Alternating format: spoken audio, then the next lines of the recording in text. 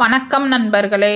இந்த வீடியோவில் புதுக்கோட்டை மாவட்டத்தில் அமைந்திருக்கக்கூடிய அறந்தாங்கி ஸ்ரீ வீரமாகாளியம்மன் திருக்கோவிலை பற்றி தான் பார்க்க போகிறோம். வாங்க பார்க்கலாம். அன்னை பராசக்தி கோவில் கொள்ளாத ஊர் என்று ஒன்று தமிழகத்தில் இல்லை என்றே சொல்லலாம்.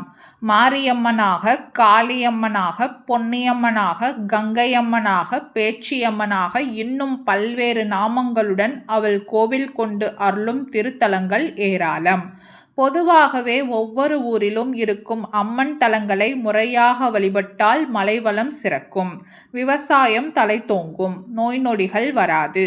அப்படி அருள் தரும் ஒரு அம்பிகையாக புதுக்கோட்டை மாவட்டம் அறந்தாங்கியில் அருள் பாலிக்கிறாள் ஸ்ரீ வீரகாளியம்மன்.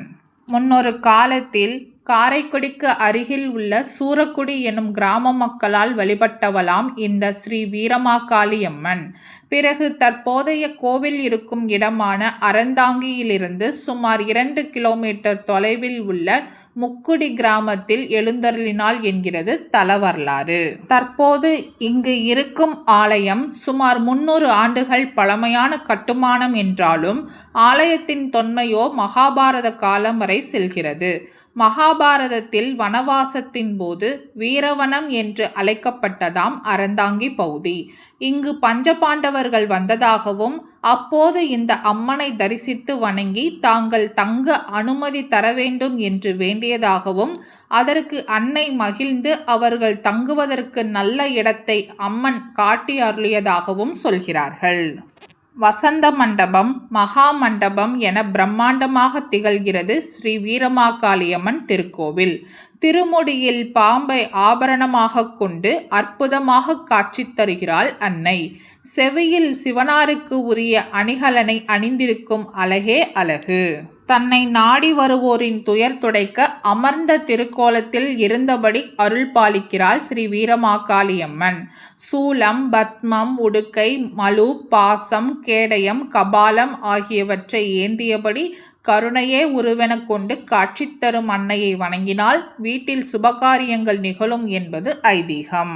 சித்திரை பிறப்பு, வைகாசி விசாகம், ஆனி திருமஞ்சனம், ஆடிப்பெருக்கு, ஆவணி அவிட்டம், புரட்டாசி நவராத்திரி, ஐப்பசி தீபாவளி, கார்த்திகையில் தீப திருவிழா, மார்கழியில் வைகுண்ட ஏகாதசி, தை மாத பிறப்பு, மாசி மகம் மற்றும் சிவராத்திரி என வருடம் முழுவதும் இங்கு திருவிழாக்களுக்கு பஞ்சமே இல்லை.